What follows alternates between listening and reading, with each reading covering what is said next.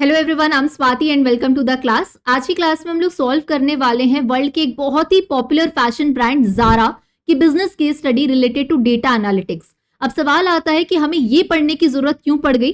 अगर हम data analyst बनना चाहते हैं तो इसके लिए तो हमें सिर्फ Python, SQL, Power BI, Tableau, advance Excel सीखना होगा।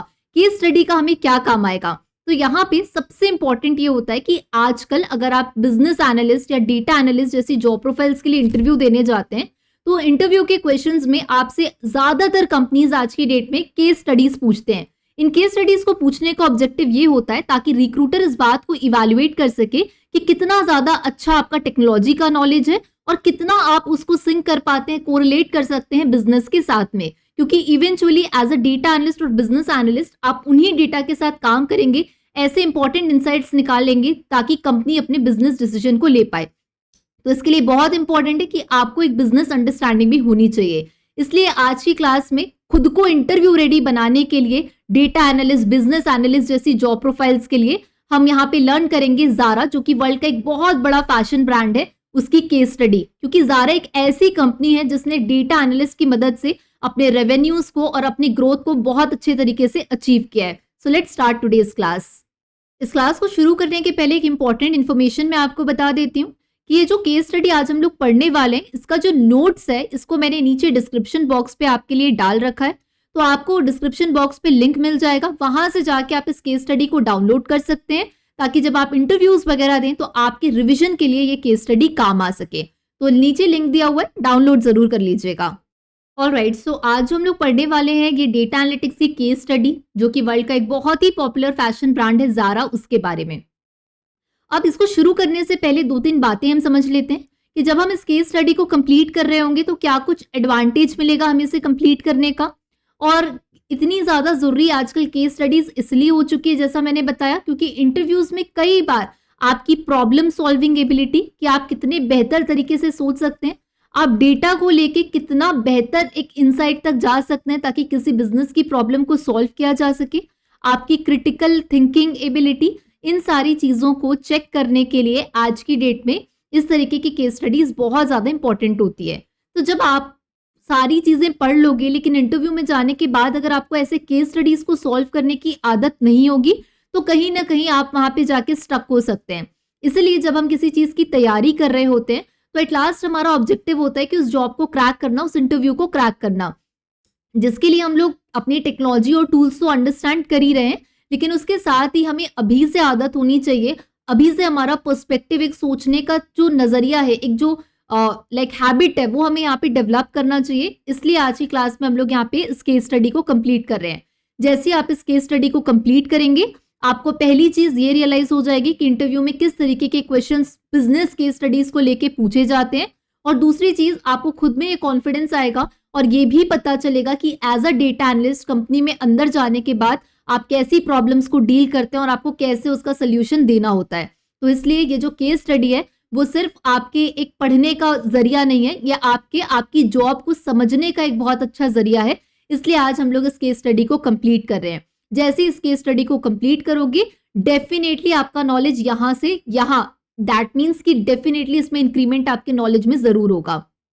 तो चलिए शुरू करते हैं क्लास आज की। अब ज़ारा जो इतना बड़ा पॉपुलर ब्रांड है, इसने कैसे डेटा एनालिटिक्स का यूज किया, कैसे इसने बिजनेस में ग्रोथ की, सबसे पहले हम डिफरेंट चीजों को अंडरस्टैंड करते हैं। सबसे पहली बात कि ज़ारा का जो आज की डेट में अगर हम लोग रेवेन्यूज की बात करें, ये वर्ल्ड की एक टॉप नॉच कंपनी है जिसका रेवेन्यू $13 बिलियन से भी ज्यादा है।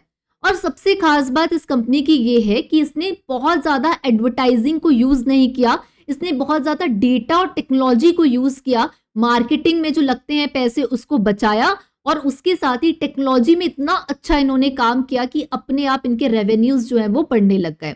देखो ये बहुत ही साफ सुथरी सी बात है कि जब भी हर कंपनी में आप जाओगे, आप कंपनी में जाओगे, कंपनी आपको सैलरी देगी आपसे काम करवाने की, 12 लाख 15 लाख जितने का भी पैकेज है उतना देगी। तो कंपनी एक्सपेक्ट क्या करेगी, अगर मैं आपको 12 लाख का पैकेज दे रही हूं तो उससे एटलीस्ट मैं 20 लाख के लायक काम आपसे निकलवा पाऊं, राइट। ठीक वैसा ही हर कंपनी ये सोचती है कि हम अपने प्रोडक्ट को, टेक्नोलॉजी को कैसे अपडेट करें ताकि हर साल हमारा जो रेवेन्यू है, हमारा जो बिजनेस है वो ग्रो करे। अब रेवेन्यूज और बिजनेस को ग्रो करने के लिए ज़ारा जैसी कंपनी क्या करती है, ट्रेडिशनल मार्केटिंग एडवर्टाइजिंग जो होती है वो बहुत कम करती है और उससे ज्यादा वो स्पेंड किस में करती है, अपनी टेक्नोलॉजी को बेटर करने में और डेटा ड्रिवन डिसीजंस को लेने में। तो आप यहाँ पे देख ही सकते हैं 2018, 17, 19 और 20 का यहाँ पे रेवेन्यूज आपको दिख रहा है। तो जैसे ही आप इस ग्राफ को देखेंगे आप ये देख पाएंगे कि 2017 से लेके 2020 तक कंपनी ने कितनी ज्यादा बेहतर तरीके से ग्रो की है। अब ये जो 2018 में क्या ऐसा हुआ कंपनी में कि इतना ज्यादा तेजी से डिसीजंस लेने लग गए और इनका रेवेन्यू इतने अच्छे से बूस्ट होने लगा, तो इसके पीछे जो हिडन चीज है वो है जारा का डेटा ड्रिवन सक्सेस। यानी कि जारा ने एआई और डेटा साइंस, डेटा एनालिटिक्स को अपनी चीजों में, अपने बिजनेस में डाला ताकि वो और बेहतर तरीके से स्ट्रैटेजी बनाए बिजनेस को ग्रो करने के लिए। तो दरअसल हुआ क्या, जारा बेसिकली क्या करती है, जारा के बारे में अगर मैं आपको थोड़ा सा बता दूं तो जारा ऑनलाइन और ऑफलाइन दोनों में ही अपने जो ब्रांड्स हैं, कपड़े हैं, उसको सेल आउट करते हैं। तो हुआ दरअसल ये कि 2018 में ये जो फास्ट फैशन ब्रांड है जारा, इसने एक AI powered consumer behaviour prediction platform जो है, जिसको जेटलोर बोलते हैं, ये स्पेनिश एक कंपनी थी, बिग डेटा की कंपनी थी, इसके साथ में जारा ने क्या किया, इनके साथ में काम करना शुरू कर दिया। तो जैसे इस एआई ड्रिवन और प्रिडिक्टिव एनालिटिक्स, बिग डेटा वाली कंपनी के साथ में जारा ने काम करना शुरू किया, तो इनका रेवेन्यू जो है वो धीरे धीरे करके यहाँ पे बहुत बेहतर तरीके से इंक्रीज होने लगा। तो अब जारा तो एक कपड़े बेचने वाली कंपनी है, उसने कैसे AI, data science, data analytics को इंटीग्रेट किया। 2018 के बाद से जारा में और ज्यादा ग्रोथ आया टेक्नोलॉजी की मदद से, डेटा साइंस, डेटा एनालिटिक्स की मदद से, जिसको हम कहते हैं एआई पावर्ड। तो इसी चीज को आज हम लोग यहाँ पे समझने वाले हैं। अब सबसे पहले हम लोगों को थोड़ा सा समझना चाहिए जारा के बारे में कि आखिर ये जो फास्ट फैशन ब्रांड है ये कैसे इतना ज्यादा तेजी से ग्रो किया। तो बेसिकली जारा की जो स्टोरी है वो एक डेटा ड्रिवन अप्रोच को दिखाती है। और पता है तुम्हें सबसे खास बात क्या है जारा की? सबसे खास बात, जारा बाकी प्लेटफॉर्म्स जो हैं, बाकी और भी फैशन ब्रांड्स हैं, उन सबसे ज्यादा आगे जारा इसलिए निकल जाता है क्योंकि केवल और केवल 2 हफ्ते का टाइम लगता है जारा को। जारा को पता चल गया कि ये एक जो ब्रांड है कि बहुत ज्यादा अच्छे से, ये जो डिजाइन है ये बहुत ज्यादा अच्छे से मार्केट में बूम कर सकता है। तो उसको बनाने से लेके आपके स्टोर, आपके हाथ तक पहुंचाने तक जारा को केवल 2 हफ्ते, अब आप समझ सकते हैं 2 हफ्ते यानी कि सिर्फ 14 दिन का समय लगता है। अब जारा इतनी बड़ी कंपनी है लेकिन ये इतना फास्ट कैसे काम कर लेती है? क्योंकि ये लोग बहुत अच्छे से, बहुत डीप डाइव जाते हैं डेटा के और तैयार कर लेते हैं खुद को कि हम 14 दिन के अंदर कपड़े बनाने से लेके आपके हाथों तक पहुंचाने तक 14 दिन के अंदर ये सारा काम हो जाए। अब तुम्हें बहुत ही इंटरेस्टिंग सी बातें पता चलेगी इस जारा की सक्सेस मॉडल के पीछे। तो आप ये बात को अंडरस्टैंड करिए, समझिए कि जारा कहाँ कहाँ पे है। तो जारा 88 से भी ज्यादा कंट्रीज में अवेलेबल है। अब आप समझो कि केवल और केवल, जैसे मान लो मैं अगर इंडिया की बात करूं, हम इंडिया के लोग हैं, अगर जारा यहाँ पे इंडिया में भी अवेलेबल है और इंडिया के अलावा 88 से ज्यादा, और आजकल तो और ज्यादा बढ़ गया होगा, मोर देन 90 कंट्रीज में जारा अगर अवेलेबल है, तो आप सोचो जारा एक ऐसी कंपनी है जो कि बिल्ड है, इंटरनेशनल वर्क करती है। तो उसके जो भी यहाँ पे कपड़े बनते हैं वो इंडिया में एक भी कपड़ा उसका मैन्युफैक्चर नहीं होता। सारे कपड़े जो उसके बनते हैं, जो उनके हेडक्वार्टर्स हैं, जो कि स्पेन वगैरह में अवेलेबल हैं, एशिया के कुछ कॉन्टिनेंट्स में अवेलेबल हैं, चाइना में हैं, वहां से कपड़े बन के आके इंडिया के स्टोर्स में 14 दिन के अंदर पहुंच जाते हैं। अब आप सोचो कि कोई कपड़ा मैन्युफैक्चर हो रहा है स्पेन में और वो कपड़ा आपके हाथ में इंडिया में 14 दिन के अंदर आ जा रहा है। इतना फास्ट कैसे, इतना तेजी से कैसे ग्रो कर सकता है कोई? यही चीज है जारा के पीछे कि वो इतना अच्छे से डेटा को यूज कर लेता है कि उसको पहले ही उसके प्रिडिक्टिव मॉडल के थ्रू पता चल जाता है कि ये जो 14 दिन में ये जो ब्रांड है ये बहुत ज्यादा अच्छे से इसकी सेल्स हो सकती है। तो उस ब्रांड को वो बना के, मैन्युफैक्चर करके इंडिया में आपके हाथ में पहुंचा देता है। इतना तेजी से जो काम होता है उसके पीछे डेटा एनालिटिक्स ही है। कैसे है, एक एक करके हम लोग सारी चीजों को जैसे जैसे आगे बढ़ेंगे वैसे वैसे समझेंगे। और ये जितनी भी केस स्टडीज अगर आप पढ़ रहे हो ना, तो इसका बहुत एडवांटेज है। इसीलिए जो प्रीमियम कोर्सेज भी अवेलेबल हैं डाई स्किल में, डेटा साइंस, डेटा एनालिटिक्स के, वहां पे भी हम जो लाइव क्लासेस होती है आपकी, उसमें ऐसे केस स्टडीज को डिस्कस करते हैं, इस पे प्रोजेक्ट्स बनाते हैं एंड टू एंड, और ताकि हमारी जो इंटरव्यू की प्रिपरेशन है वो भी साथ में हो पाए।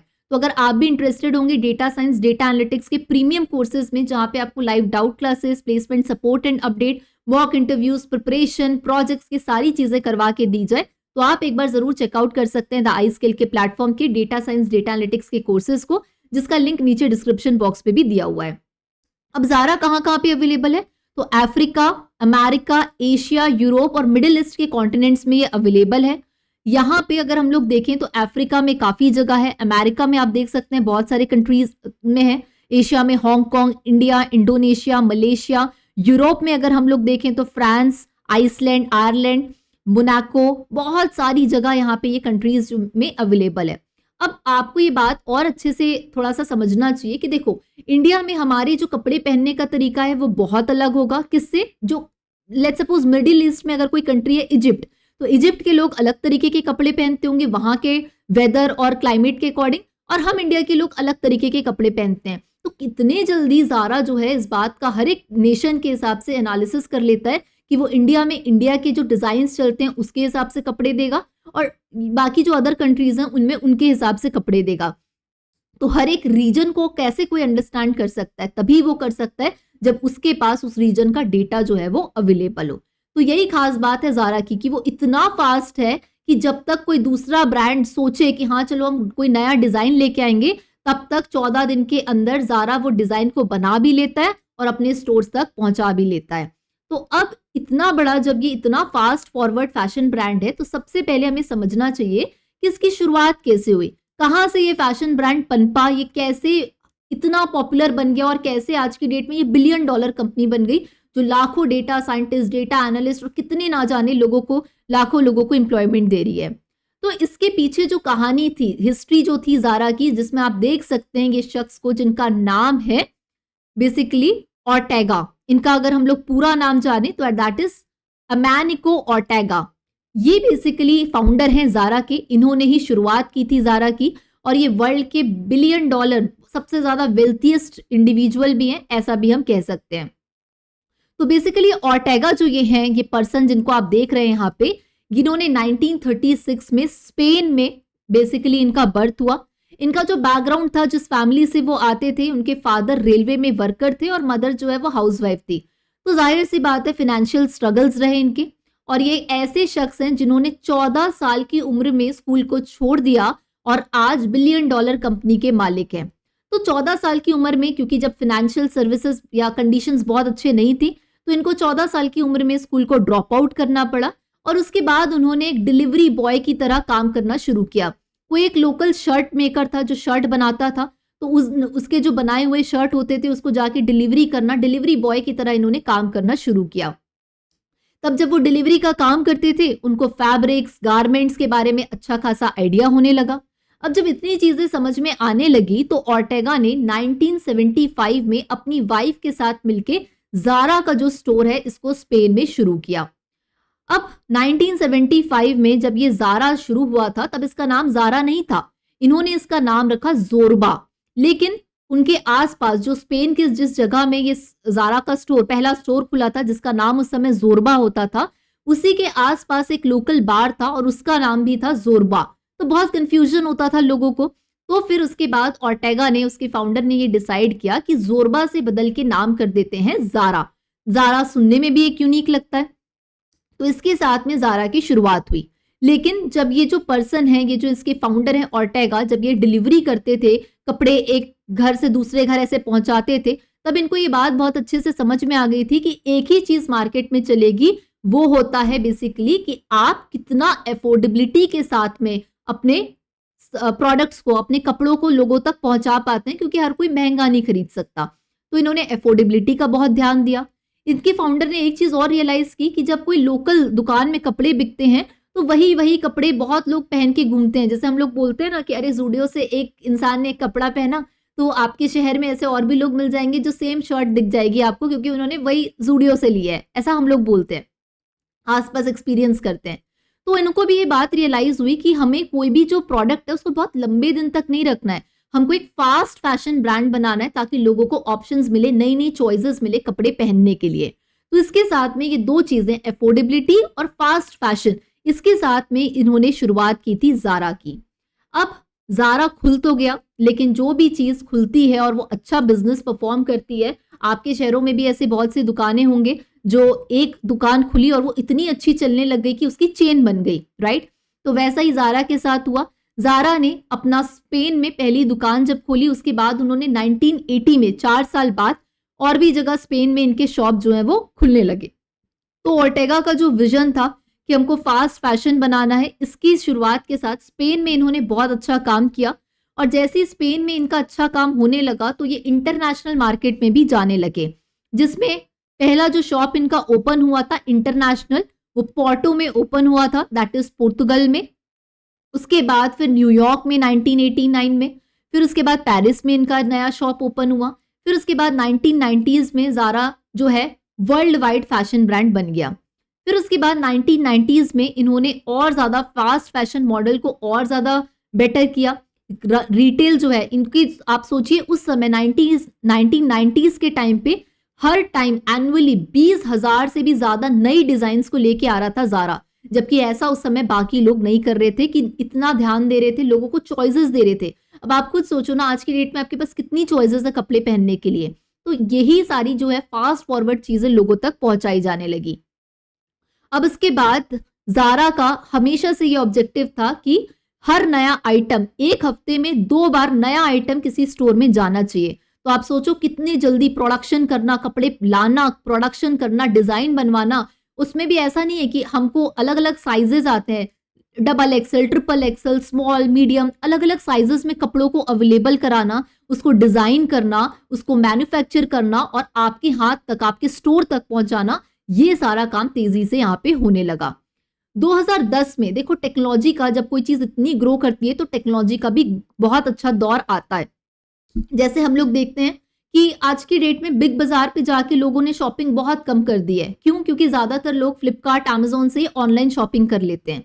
तो हमेशा चीजों को अपडेट करना भी इंपॉर्टेंट होता है। तो ऑनलाइन 2010 में, जब 2000 का जो टाइम था, जब हम लोग बोलते हैं ना 1999 से 2000 का टाइम, इस समय वेबसाइट का बूम आना शुरू हो गया था, .com का बूम आना शुरू हो गया था। तो हर बिजनेस को ऑनलाइन आना भी यहाँ पे शुरू हो गया था। तो 2010 में जारा ने अपना इंडिया का जो पहला स्टोर है इसको यहाँ पे ओपन किया था।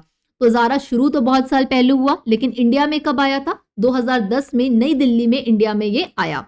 और 2010 में ही जारा ने अपना पहला ऑनलाइन बुटीक जो है उसको यहाँ से शुरू किया था।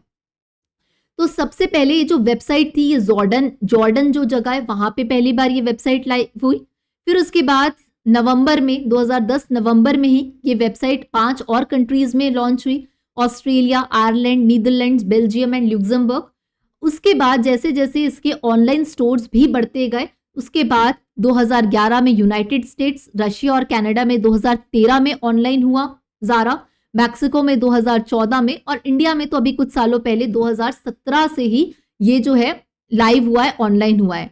और अगर हम लोग देखें ब्राजील, इजराइल, पेरू में, तो यहाँ पे 2019-20 जस्ट 4-5 साल पहले ही जारा ऑनलाइन आया है। तो हमेशा इंपॉर्टेंट है कि आप अपने बिजनेस को अपडेट करेंगे तो ऑनलाइन आना पड़ेगा, लेकिन ऑनलाइन भी तेजी से 2011 तक तो वो ऑनलाइन आ गया, लेकिन डेटा पे इन्होंने जो तेजी से काम इनका शुरू हुआ 2015 के बाद से 2018 में, जैसा मैंने आपको बताया कि स्पेन की एक कंपनी के साथ में इन्होंने काम करना शुरू किया जो AI, data science, data analytics पे काम करती थी, और उस वजह से इनके रेवेन्यू ग्रोथ में काफी ज्यादा हेल्प हो पाई। अब इसके बाद ये जो डेटा साइंस है, अब हम हिस्ट्री तो जान लिए कि कैसे उभरा जारा, अब हमको ये अंडरस्टैंड करना है कि इसमें डेटा साइंस और डेटा एनालिटिक्स इतना ज्यादा इंपॉर्टेंट रोल प्ले कैसे किया।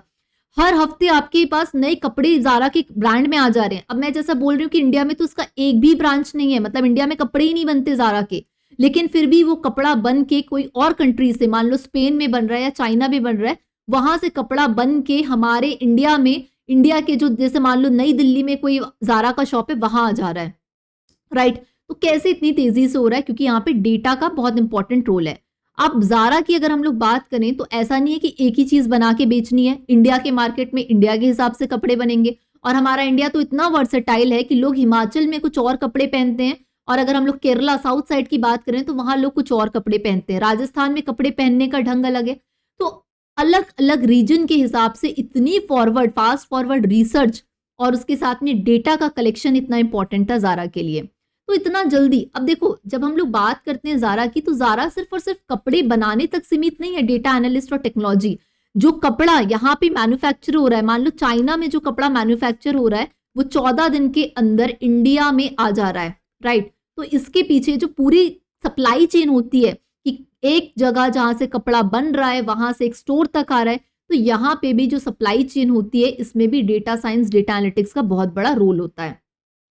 तो ये सारी चीजें, करेक्ट स्टॉक जा रहा है या नहीं, अलग अलग कपड़े किस तरीके से जा रहे हैं, तो यहाँ पे ज़ारा ने टेक्नोलॉजी का यूज शुरू किया। अभी जो आप मेरी स्क्रीन पे देख रहे हैं कैसे इसने टेक्नोलॉजी का यूज शुरू किया, तो यहाँ पे आप देख सकते हैं कि ये जो एक स्टोर है ज़ारा का, इसमें प्रॉक्सिमिटी, मतलब मैं स्टोर में कैसे टेक्नोलॉजी, डेटा एनालिटिक्स का यूज ज़ारा ने शुरू किया, इसको मैं आपको सबसे पहले यहाँ पे अभी समझा रही हूँ। तो लेट्स से ज़ारा का ये स्टोर है जिसमें सबसे पहले स्टोर के मैनेजमेंट के लिए भी डेटा एनालिटिक्स का यूज करना कंपनी ने शुरू किया, क्योंकि ज़ारा के आज की डेट में बहुत सारे मल्टीपल स्टोर्स हैं, करीब 7,000 से भी ज्यादा स्टोर्स हैं। तो वहां पे अब हर स्टोर जो है, जैसे लेट्स सपोज इंडिया में कुछ स्टोर्स होंगे, कुछ यूएस में है, कुछ स्टोर स्पेन में है, बट बहुत सारी जगह, मोर देन 90 प्लस कंट्रीज में अलग अलग स्टोर्स हैं। तो वहां के मैनेजमेंट के लिए उन्होंने क्या किया, किस तरीके से टेक्नोलॉजी का यूज करते हुए डेटा गैदर शुरू किया। सबसे पहले प्रॉक्सिमिटी, राइट, कि जो नए मॉडल, जो नए पैटर्न्स आ रहे हैं या जो नए डिजाइन आ रहे हैं उसके बारे में कस्टमर इंफॉर्मेशन देना और उससे उनका जो फीडबैक है वो लेना शुरू किया।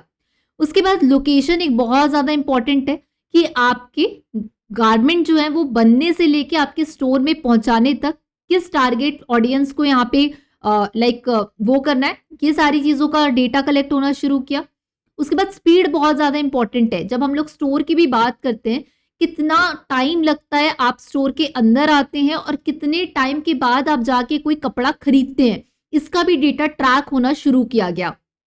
क्यों ये बहुत जरूरी है, हम देखें कि कुछ लोग ऐसे होते हैं जो स्टोर में गए, जो चीजें मिल गई, आधे घंटे के अंदर स्टोर के बाहर।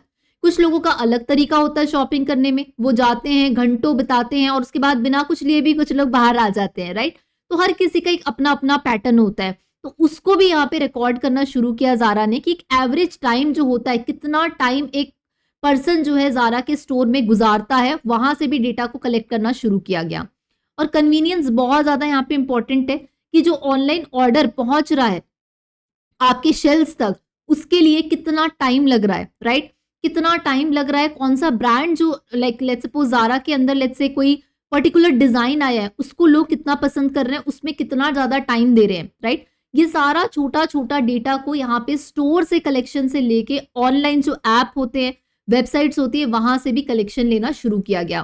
तो ज़ारा ने सबसे पहला काम क्या किया, देखो जब तक मेरे को पता ही नहीं होगा कि सबसे ज्यादा लोगों को क्या अच्छा लग रहा है, मैं उसके हिसाब से कैसे कपड़े डिजाइन करूंगी, राइट। जैसे मान लेते हैं कि इंडिया में कोई फेस्टिवल टाइम आ रहा है, जैसे मान लो दिवाली का फेस्टिवल आ रहा है, ओके। तो दिवाली में जाहिर सी बात है लोग ट्रेडिशनल कपड़े पहनेंगे। अब ट्रेडिशनल कपड़ों में भी कौन सा डिजाइन जो है लोगों को ज्यादा पसंद आएगा, उसके लिए पहले से मेरे को पता होगा, तभी तो मैं वैसा डिजाइन बना पाऊंगी। तो उसके लिए क्या चाहिए, लोगों की पसंद नापसंद जानने के लिए लोगों का डेटा चाहिए। तो ज़ारा ने डेटा कहाँ कहाँ से इकट्ठे करने शुरू किए, तो डेटा कलेक्शन जो है बहुत एक ह्यूज मार्केट रिसर्च तो ऑलरेडी ज़ारा का चलता है। इसके अलावा ऑनलाइन कस्टमर सर्वेज ये ज़ारा ने शुरू किया लोगों का, कस्टमर का डेटा को कलेक्ट करने के लिए। तो ज़ारा के पास ऑलरेडी वेबसाइट है, मोबाइल एप्लीकेशन है, जिसमें इनके सर्वेज जो हैं फ्रीक्वेंटली आते रहते हैं। जैसे मान लो दिवाली आ रही है, तो अभी दिवाली के जो 5 नए डिजाइन जो ज़ारा ने सोचे होंगे वो पहले से आपको दिखाने लगा होगा और उसमें सर्वे ले लेगा कि आपको कौन सा डिजाइन अच्छा लग रहा है और कौन सा अच्छा नहीं लग रहा, आप रेट कर दीजिए, राइट। उसके अकॉर्डिंग वहां पे अगर आपने रेट, सबसे ज्यादा रेट लोगों ने लेट्स सपोज डिजाइन ए को किया, तो ज़ारा उस हिसाब से डिजाइन लेके आएगा दिवाली तक। तो इस तरीके से काफी सारे क्वेश्चंस प्रोडक्ट को लेके, उनके इंटरेस्ट को लेके, उनके शॉपिंग प्रेफरेंस को लेके और ब्रांड सेटिस्फैक्शन को लेके कई सारे ऑनलाइन सर्वेस यहाँ पे ज़ारा ने शुरू किए डेटा को कलेक्ट करने के लिए। अब जैसे फॉर एग्जाम्पल आपने कोई कस्टमर है, आपने ज़ारा से लेट्स सपोज एक टी शर्ट ली, राइट। अब आपने ये जो टी शर्ट ली है ज़ारा की, उसके बाद आपको एक कस्टमर फीडबैक आता है कि वो टी शर्ट आपको कैसी लगी, कितनी अच्छी लगी वो टी शर्ट आपकी कितने दिन तक चली। तो ऐसे बहुत सारे बीच बीच में सर्वे वाले क्वेश्चंस आते रहते हैं। ये इसीलिए आते हैं ताकि ज़ारा हमारा जो डेटा है, हमारी जो चॉइस है, हमारा जो शॉपिंग करने का तरीका है, वो सारा डेटा को क्या करे, स्टोर कर पाए। इसके बाद इन स्टोर इंटरैक्शंस, काफी सारे लोग ज़ारा के स्टोर जाके शॉपिंग करते हैं, हमने अक्सर मॉल्स में देखे हैं ज़ारा के स्टोर। तो वहां पे किस तरीके का फैशन ट्रेंड लोग पसंद करते हैं, ब्रांड परसेप्शन क्या है, राइट। कितना टाइम, जैसे मान लो कि जारा में एक नया स्टॉक यहाँ पे आया है, ठीक है, तो कितना टाइम जाके लोग उस नए स्टॉक को देखने में यहाँ पे बिता रहे हैं। तो इस तरीके से ऑनलाइन डेटा हो या फिर कोई स्टोर में आ रहा है, फिजिकल स्टोर्स में शॉपिंग करने, वहां से डेटा इकट्ठा करना शुरू किया। सोशल मीडिया सबसे ज्यादा इंपॉर्टेंट, कितना सारा डेटा तो सोशल मीडिया से कलेक्ट होना शुरू हो गया। और इसके साथ ही साथ कॉम्पिटिटर, क्योंकि बहुत इंपॉर्टेंट है, कोई आपसे ही आके कपड़े क्यों खरीदेगा, कोई इतने सारे लोग भी तो हैं, तो आप कैसे कंपीट कर रहे हैं, कॉम्पिटिटर का डेटा कितना आप अंडरस्टैंड कर रहे हैं। तो ऐसे वेरियस मार्केट रिसर्च जो है वो परफॉर्म होने लगे जारा के डिफरेंट इंफॉर्मेशन और डेटा को कलेक्ट करने के लिए। अब डेटा तो कलेक्ट कहाँ से हो रहा है ये हमको समझ में आया, लेकिन अब डेटा एनालिटिक्स का क्या रोल है जारा को इतना ज्यादा फास्ट फॉरवर्ड और इतना ज्यादा अच्छा ब्रांड बनाने के लिए, इसको समझते हैं। तो सबसे पहले जारा कहाँ पे डेटा एनालिटिक्स का यूज करता है। पहला डेटा एनालिटिक्स का जारा का यूज होता है demand forecasting and inventory management के लिए। जैसे फॉर एग्जाम्पल जारा का जो प्रिडिक्टिव एनालिटिक्स का मॉडल है, राइट, प्रिडिक्टिव एनालिटिक्स का मॉडल, ये एक इसका बहुत बढ़िया एग्जाम्पल है। क्योंकि 2020 में जब कोविड का टाइम आया था तो बहुत सारे ऐसे बड़े बड़े फैशन ब्रांड्स थे, जब किसी को नहीं पता था कि दुनिया में एक इतना बड़ा पेंडेमिक कोविड आ जाएगा, तब बहुत सारे फैशन ब्रांड्स को बहुत ज्यादा मैसिव लॉस हुआ। लेकिन उस समय जारा को बाकियों के कंपैरिजन में कम लॉस हुआ। ऐसा क्यों? क्योंकि जो जारा का प्रिडिक्टिव एनालिटिक्स मॉडल है ये इतने अच्छे से काम किया।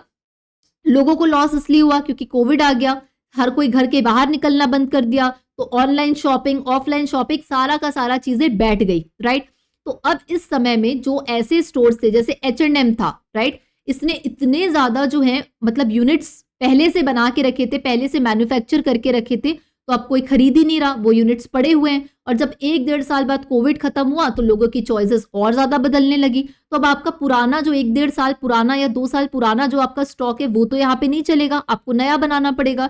तो पुराना जो बना हुआ स्टॉक था उसमें लॉस हुआ, तो बाकी और कंपनीज को बहुत लॉस हुआ, लेकिन जारा को कंपैरेटिवली दूसरों के मुकाबले कम लॉस हुआ।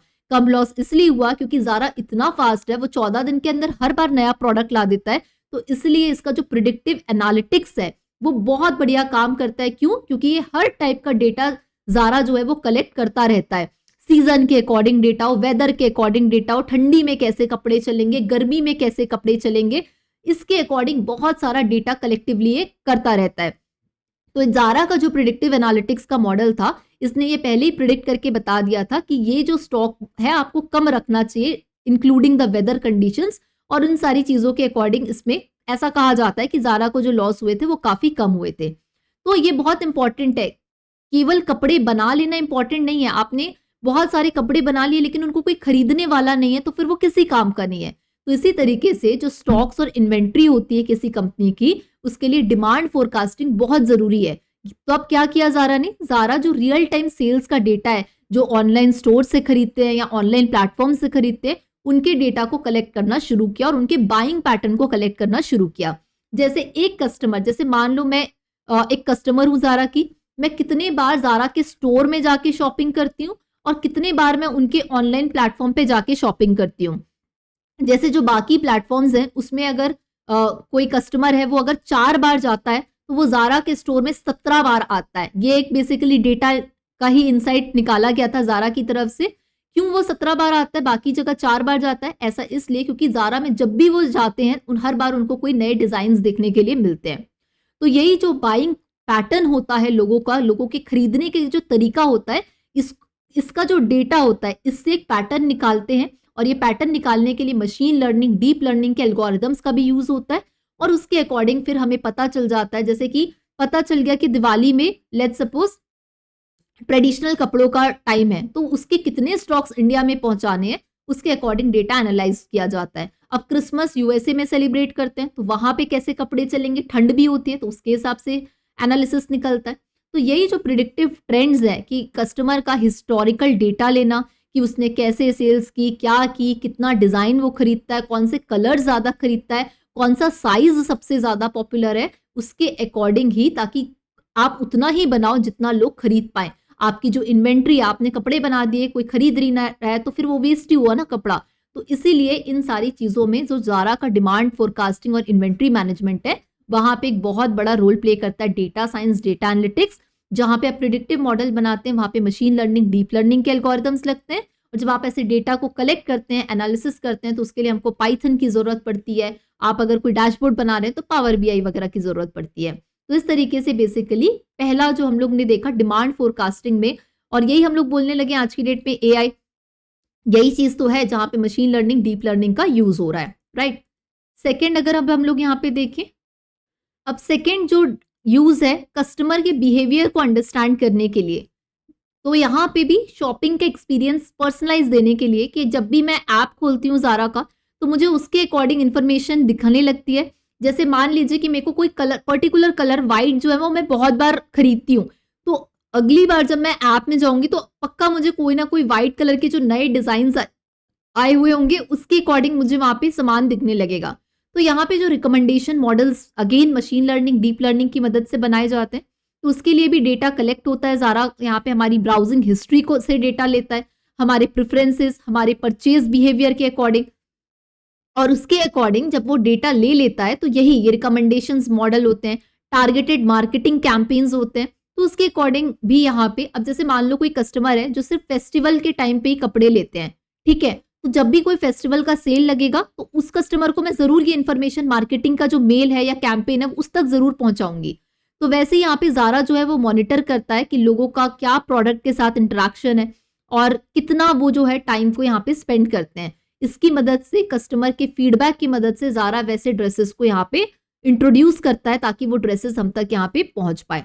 तो सेकेंड जो डेटा एनालिस्ट का सबसे बड़ा यूज है ज़ारा में वो है कस्टमर बिहेवियर के एनालिसिस को अंडरस्टैंड करने में। तीसरा सप्लाई चेन एंड लॉजिस्टिक्स, जैसा कि मैंने आपको बताया, यहाँ पे भी आप जब किसी कंपनी में काम करोगे तो आपको ऐसे बहुत सारे डिपार्टमेंट मिलेंगे, सप्लाई चेन, लॉजिस्टिक्स, यहाँ हर जगह वैकेंसी होती है business analyst, data scientist, data analyst जैसे जॉब रोल्स के लिए।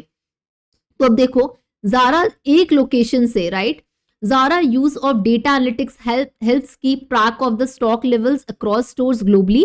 When an item is selling well in one location but not in the other, Zara uses this data to shift inventory between the stores rather than producing the new stocks. इसका मतलब ये कि ज़ारा में let's suppose, Zaara की अगर हम लोग बात करें कि एक कंट्री है लेट्स सपोज चाइना, एक कंट्री है लेट्स सपोज हमारा इंडिया, एक कंट्री है let's suppose like Japan, right. और यहाँ पे कोट जो है, जो हर कंट्री में पहना जाता है, विंटर कोट्स, वो हर कंट्री में पहना जाता है। तो ज़ारा ने इसका नया लॉन्च जो किया, नए डिजाइन का लॉन्च किया, जिसमें इंडिया मार्केट में भी वो अवेलेबल हुआ, चाइना में भी और जापान में भी। अब ये बात हमको यहाँ पे पता चल गई कि जापान में ये जो कोट है ना, ये बहुत ज्यादा सेल नहीं हो रहे हैं। तो क्या करेगा जापान से, तो ज़ारा क्या करेगा, जापान में जो आइटम सोल्ड नहीं हो रहा है वो नया कोट नहीं बनाएगा। उसको ये पता चल गया कि ये जो कोट का डिजाइन हमने बनाया है इसकी सेलिंग इंडिया में बहुत ज्यादा है, इसकी सेलिंग चाइना में बहुत ज्यादा है, लेकिन जापान में इतना अच्छा रिस्पॉन्स नहीं मिला।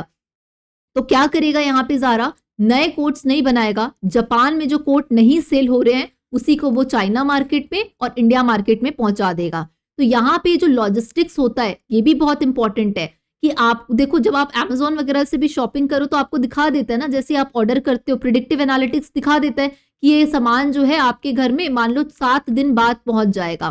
तो ये 7 दिन कैसे प्रिडिक्ट हो गया, तो यहाँ पे भी जो प्रिडिक्टिव एनालिटिक्स होता है, यहाँ पे भी डेटा साइंस एंड एनालिटिक्स का बहुत इंपॉर्टेंट रोल होता है, राइट। तो इस तरीके से फास्टर डिसीजन वो तभी ले पाएगा जब उसको डेटा के बारे में पता होगा। अब उसको पता ही नहीं है कि कहाँ पे ज्यादा सेल्स हो रहा है, कम सेल्स हो रहा है, तो वो कैसे डिसीजन लेगा। तो ऐसे में लाखों रुपए, करोड़ों रुपए जो है कंपनी के वो बच जाते हैं।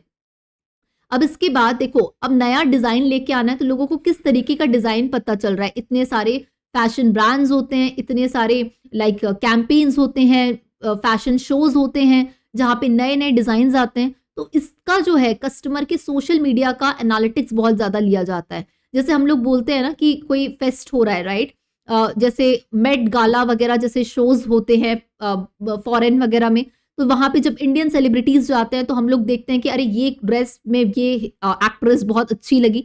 तो वो सारा जो वहां पे भी जो ये सारे इवेंट्स होते रहते हैं ऑफलाइन, वहां से लोगों की कस्टमर प्रेफरेंसेस को पसंद करना, राइट। तो वहां से ये सारा जो डेटा होता है ये भी कलेक्ट करने का टेस्ट एंड ट्रायल अप्रोच जो है वो चला जाता है। ज़ारा जो है हमेशा फास्ट ब्रांड है तो पहले वो स्मॉल बैचेस रिलीज करता है और जैसे उसमें सेल्स बढ़ते जाती है तो उसमें वापस से वो डिमांड्स को और इफेक्टिवली प्रोड्यूस करने के लिए काम करने लगता है। और कहाँ यूज करता है? प्राइस ऑप्टिमाइजेशन में भी डेटा एनालिटिक्स का बहुत इंपॉर्टेंट रोल है ज़ारा में। कैसे? क्योंकि देखो, आपने कोई ब्रांड को लॉन्च कर दिया, आपने उसकी प्राइसिंग अगर सही नहीं रखी तो लोग उसको नहीं खरीदेंगे। तो यहाँ पे when certain products are in high demand, Zara में रिड्यूस द डिस्काउंट्स और इंक्रीजेस द प्राइस। कि अगर कोई ब्रांड है जिसको बार बार लोग खरीद रहे हैं तो डेफिनेटली उस पर ज़ारा कोई डिस्काउंट नहीं चलाएगा, क्योंकि उसको पता है ये ब्रांड की ऑलरेडी डिमांड जो है वो बहुत ज़्यादा है। तो इसके लिए प्राइस कितना रखना है वो आपको तभी पता चलेगा जब आप डिफरेंट डेटा को कलेक्ट करोगे। ठीक वैसे ही ऑनलाइन और ऑफलाइन दोनों एक्सपीरियंस बेटर होना चाहिए। अगर आप कोई स्टोर में जाता है परचेज करने के लिए तो वहां पे भी आपकी इन्वेंट्री बहुत ज़्यादा बेटर होनी चाहिए। तो जो चीज़ मेरे को ऑनलाइन दिख रही है वो ऑफलाइन भी हो, तो इसके लिए मैनेज करने के लिए डेटा एनालिटिक्स का यहाँ पे इंपॉर्टेंट एक यूज होता है। इसके साथ ही जब कोई स्टोर खुलता है तो उसको मैनेज भी करना पड़ता है कि अब देखो, मान लो ज़ारा में कोई नई कंट्री के अंदर, जैसे हमने देखा कि ज़ारा इंडिया में 2010 में इसका पहला स्टोर खुला था नई दिल्ली में। अब मान लो नई दिल्ली का स्टोर बहुत अच्छा परफॉर्म कर रहा है, अब ज़ारा को ये पता लगाना है कि दिल्ली के अलावा और कौन सी जो सिटी है वहां पे हमको स्टोर खोलना चाहिए। तो आप कैसे करोगे? तब सबसे पहले आप मार्केट रिसर्च करोगे, हर एक सिटी का डेटा कलेक्ट करोगे कि कितने कस्टमर कहाँ आते हैं, कितना कन्वर्जन रेट निकल सकता है, एक स्टोर को चलाने में कितना स्टाफ लगेगा, कितना इन्वेंट्री लगेगा, और ये सारी चीज कैसे पता चलेगी? तो ये सारी चीज जब डेटा कलेक्ट हो जाता है, उसमें data analyst, business analyst, data scientist बैठ के काम करते हैं, तब ये इन्फॉर्मेशन पता चलती है। तब फिर ज़ारा डिसाइड करता है कि हाँ, दिल्ली में तो एक खोल दिया, अब मुंबई हमारे लिए बेस्ट लोकेशन होगा खोलने के लिए, राइट? इस तरीके की चीजें होती है। अब ये तो कुछ चीजें थी जो ज़ारा की पूरी केस स्टडी, जहां जहां पे भी ज़ारा यूज कर रहा है डेटा साइंस, डेटा एनालिटिक्स को, ये मैंने आपको समझा दिया। लेकिन जब आप इंटरव्यूज में जाएंगे तो इतना समझाने के बाद आपको कई बार, देखो यहाँ पे इंटरव्यू में ऐसा होता है, इंटरव्यू के राउंड्स में, कि आपको एक केस स्टडी, जो जितना भी मैंने आपको बताया वैसे एक केस स्टडी का कुछ पीडीएफ प्रोवाइड कर दिया जाता है और इंटरव्यू में आपको उससे रिलेटेड क्वेश्चंस पूछे जाते हैं। तो जितनी जानकारी अभी आपको मैंने दी, ये मैंने आपको इन्फॉर्म कर दिया। अब इंटरव्यूअर जो है आपसे क्वेश्चंस पूछेगा। कैसे क्वेश्चंस पूछेगा? तो मैं यहाँ पे आपको टोटल 3 क्वेश्चंस जो है वो 3 क्वेश्चंस मैं आपको दे रही हूँ। आपको ये क्वेश्चन इसलिए इंपॉर्टेंट है और इंटरव्यूअर इसलिए आपसे पूछेगा क्योंकि आपको टेक्नोलॉजी तो आता है, लेकिन टेक्नोलॉजी के साथ में आप बिजनेस को कैसे अंडरस्टैंड करके आंसर देते हो, ताकि आपका प्रॉब्लम सॉल्विंग एबिलिटी, आपका दिमाग कितना चलता है। ये नहीं कि आपको सिर्फ टूल चलाना आता है, आपको पाइथन और मशीन लर्निंग आता है तो आप बहुत अच्छा कर लोगे। आप कितना बिजनेस को अंडरस्टैंड करते हो, क्या प्रॉब्लम आपको सॉल्व करना है, आपको यही नहीं पता तो आप कैसे टूल्स और टेक्नोलॉजी का यूज करेंगे। इसीलिए इन दोनों चीजों को चेक करने कि आपका टूल पे जो टेक्नोलॉजी उस पर कितना अच्छा कमांड है और आप कितना अच्छा सोचते हो, किसी प्रॉब्लम को कैसे सॉल्व करते हो, इसके लिए आपसे क्वेश्चन पूछते हैं। तो बहुत सारे, जो अभी इंडिया में भी जो कितने सारे इंटरव्यूज वगैरह हो रहे हैं उसमें ऐसा पूछा जा रहा है। तो जैसे मान लो यहाँ पे 3 क्वेश्चंस मैं आपको दे रही हूँ। पहला आपको यहाँ पे कंडीशन बेस्ड क्वेश्चन दिया गया है कि मान लो कि आप as a data analyst Zara में काम कर रहे हैं, आपको कंपनी की जो सप्लाई चेन है इसकी इफिशियंसी को सुधारने का काम मिला है। यानी कि आपने नोटिस किया है कि कुछ स्टॉक्स जो हैं, कुछ स्टॉक्स जो पॉपुलर आइटम के हैं, अदर कंपैरिजंस, अदर प्रोडक्ट के कंपैरिजन में वो ओवर स्टॉक्ड है, राइट? तो इससे क्या हो रहा है, बहुत सारे रिसोर्सेज वेस्ट हो रहे हैं। इसका मतलब जो प्रोडक्ट बिक नहीं रहा है वो भर भर के ज़ारा के स्टोर में रखा है, और जो प्रोडक्ट बिक रहा है वो इतना ज़्यादा अवेलेबल नहीं है।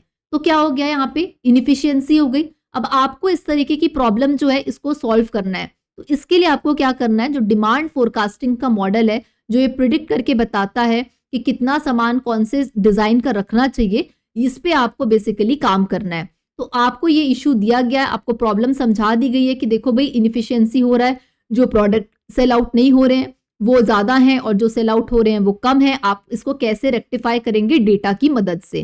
तो बहुत बार ऐसे जो मैं भी क्वेश्चन कंडीशन वाले पूछ रही हूँ वो इंटरव्यू में भी ऐसे ही पूछते हैं। तो आपको यहाँ पे डायरेक्ट जो सामने, मान के चलो कि आप खुद अभी इंटरव्यू में बैठे हो, अब आपके सामने जो रिक्रूटर है वो यही बोल रहा है, इसने आपको ये कंडीशन दे दी कि देखो भाई ये दिक्कत है, आप हो यहाँ पे डेटा एनालिस्ट, आप इस प्रॉब्लम को कैसे सॉल्व करोगे। तो आपसे क्वेश्चन पूछ रहा है रिक्रूटर कि आपको इस प्रॉब्लम को सॉल्व करना है तो किस टाइप का डेटा आप कलेक्ट करोगे ताकि आपका जो डिमांड फोरकास्टिंग मॉडल है वो ज्यादा से ज्यादा एक्यूरेट रिजल्ट दे पाए। तो आप तो डेटा एनालिस्ट हो, अब आपको डिमांड फोरकास्टिंग मॉडल जो बनेगा उसके लिए पहले डेटा को कलेक्ट करना पड़ेगा। तो किस टाइप का डेटा आप कलेक्ट करोगे ताकि सही वो बता पाए कि कौन सा प्रोडक्ट की डिमांड कितनी ज्यादा होने वाली है। तो इस क्वेश्चन का आंसर जो है, इसके लिए मैंने ऑलरेडी एक नोट्स आप लोगों के लिए बनाया है। ये नोट्स नीचे डिस्क्रिप्शन बॉक्स पे ऑलरेडी आप लोगों के पास में अवेलेबल होगा। इसके सारे आंसर्स भी मैंने उसमें लिखे हुए हैं आप लोगों के लिए। तो एक बार आपको मैं अभी दिखाऊंगी, लेकिन 2 मिनट के लिए इस वीडियो को पॉज करिए और सोचिए। ये सोचिए कि मैं इंटरव्यू में बैठी हूँ या बैठा हूँ और मेरे से ये क्वेश्चन सामने वाला पूछ रहा है, तो मैं इसका क्या जवाब दूंगा, कौन कौन सा डेटा मैं इकट्ठा करूंगा ताकि डिमांड फोरकास्टिंग मॉडल अच्छा बन पाए, कस्टमर का क्या क्या डेटा आप लोगे। तो सोचो इसके बारे में वीडियो को पॉज करके। लेकिन अभी मैं आपको बता दे रही हूँ, यहाँ पे नोट्स जो मैंने नीचे डिस्क्रिप्शन बॉक्स पे डाल रखा है, इस क्वेश्चन का आंसर कि आप हिस्टोरिकल डेटा लेंगे, कस्टमर का क्या क्या डेटा आप यहाँ पे कलेक्ट करेंगे, स्टोर का रीजनल डेटा क्या होगा, मार्केट का डेटा क्या क्या लोगे, एक एक पॉइंट ये आंसर जो है ना मैंने आपको बना के ऑलरेडी नोट्स में दे दिया है। आपको इसको पढ़ना होगा और खुद से मेहनत करनी होगी और इस वीडियो को पॉज करके सोचना होगा। जब सोच लो उसके बाद ही नोट्स को डाउनलोड कर लेना, नीचे डिस्क्रिप्शन बॉक्स में। उसके बाद रीड करना, तो आपको अपने आप पता चलेगा कि क्या क्या चीजें आप मिस कर रहे थे। हो सकता है कि आप सोच पाए हो 5 डेटा, लेकिन जो मैं आंसर आपको दी हूं उसमें 15 से 20 और डेटा पॉइंट है, तो आपको और नए 10 डेटा पॉइंट्स के बारे में पता चलेगा। यही काम तो करोगे कंपनी के अंदर जाके भी, जो मैं अभी आपको बोल रही हूँ। तो इसके बारे में सोचिएगा जरूर। ये था क्वेश्चन नंबर 1। नेक्स्ट क्वेश्चन जो आपको यहाँ पे दिया हुआ है, what type of customer behaviour data should Zara collect to build accurate customer segments. यानी कि देखो, जब भी कोई कस्टमर कोई प्रोडक्ट आता है तो कस्टमर का रिव्यू पॉजिटिव है, कस्टमर नेगेटिव बोल रहा है, ये अगर आपको जानना है, कस्टमर के बिहेवियर को जानना है, तो आप कस्टमर का कौन कौन सा डेटा कलेक्ट करोगे। तो इसमें जैसे उसके ऑनलाइन ब्राउजिंग का डेटा, कितना वो सोशल मीडिया एक्टिविटी कर रहा है उसका डेटा। तो ये 2-3 तो मैंने दे दिया, लेकिन आपको और ज्यादा डीप डाइव जाके सोचना है कि अगर कोई कस्टमर का बिहेवियर आपको पता करना है तो आप क्या क्या डेटा उसका कलेक्ट करोगे, राइट। तो ये आपका क्वेश्चन नंबर 2 है। इस क्वेश्चन नंबर 2 का भी आंसर कहाँ मिलेगा, तो इस नोट्स में मिलेगा, जहां पे आपको हर एक तरीके का डेटा जो आप कलेक्ट करोगे, कस्टमर का ब्राउजिंग कितना करता है, उसकी परचेस हिस्ट्री कितनी है, कितने बार वो शॉप में आता है, कितने का सामान खरीदता है, ऐसे बहुत सारा डेटा यहाँ पे क्या क्या वो ट्रैक करना है, वो सब कुछ मैंने यहाँ पे लिख के दे दिया है। लेकिन अभी आपको करना क्या है, अभी आपको वीडियो को पॉज करके क्वेश्चन नंबर 1, 2 का आंसर खुद से ढूंढना है। मैं ये चाहती तो मैंने सारा चीज तो लिख के दे दिया आपको, अभी मैं बोल भी सकती थी, लेकिन अगर मैं अभी बोल दूंगी तो आप इतना सोच नहीं पाओगे। और एक टीचर का काम सिर्फ ये नहीं होता कि वो सिर्फ आके पढ़ा दे, टीचर का काम वो होता है जो आपको सोचने पे मजबूर करे, आप इतना खुद दिमाग लगा पाओ। क्योंकि इंटरव्यू क्रैक करने मैं नहीं आने वाली हूँ, इंटरव्यू क्रैक आप ही करोगे। मेरा काम है आपको इतना केपेबल बनाना कि आप जाके इंटरव्यू को क्रैक कर पाओ। आपके दिमाग के सोचने का तरीका खुलना चाहिए, नसें खुलनी चाहिए दिमाग की कि हाँ ये ऐसे काम होगा, राइट। इसलिए क्वेश्चंस आपको दे रही हूँ प्रैक्टिस करने के लिए, और आंसर भी लिख के दिए। ऐसा नहीं है कि सिर्फ आप ही से मेहनत करा रही हूँ, खुद भी मेहनत करके आई हूँ और आपके लिए नोट्स बना के यहाँ पे मैं लाई हूँ, राइट। क्वेश्चन नंबर 3 यहाँ पे ये है कि what data should Zara analyse to determine the optimal location for the new store opening. यानी कि अब मान लो ज़ारा को एक नया स्टोर जो है वो ओपन करना है, तो आप काम कर रहे हैं ज़ारा में एज अ डेटा एनालिस्ट। आप कौन कौन सा डेटा इकट्ठा करोगे और बताओगे ज़ारा को कि स्टोर ओपन करना चाहिए या नहीं करना चाहिए। तो इसके लिए आप सबसे पहला काम क्या करोगे, डेटा इकट्ठा करने का। तो कौन कौन सा डेटा इकट्ठा करोगे, यही आपका क्वेश्चन है। इस क्वेश्चन का आंसर भी मैंने ऑलरेडी इस नोट्स में यहाँ पे दिखा देती हूँ, इस नोट्स में ऑलरेडी मैंने लिख रखा है, लेकिन आप कितना दिमाग लगाते हो ये आपके ऊपर है। तो सिर्फ और सिर्फ हमको पढ़ाई नहीं करना है, हमको इंटरव्यू के लिए पढ़ाई करना है। बहुत लोग ऐसे होते हैं जो सिर्फ पढ़ते रह जाते हैं, और कुछ लोग पढ़ के स्मार्ट तरीके से इंटरव्यू भी क्रैक करके चले जाते हैं। तो हमको वही चीज अडॉप्ट करना है, हार्डवर्क तो करना ही है, लेकिन साथ के साथ हमको स्मार्ट वर्क भी करना है। तो ये जो 3 क्वेश्चंस में जब आपको दी हूं, जब आप खुद सच्ची ईमानदारी के साथ में बिना मेरे नोट्स को देखे पहले इन क्वेश्चंस को सॉल्व करना। कोई बात नहीं, अगर आपसे कोई क्वेश्चन समझ नहीं आ रहा है तो आप जाके आंसर देखना, लेकिन पहले खुद ट्राई करना। हो सकता है कि क्वेश्चन नंबर 1 में आप 5 चीजें सोच पाए, लेकिन जो मैंने नोट्स दी थी उसमें 15 चीजें हैं, तो आपका स्कोर कितना बन गया, 5/15।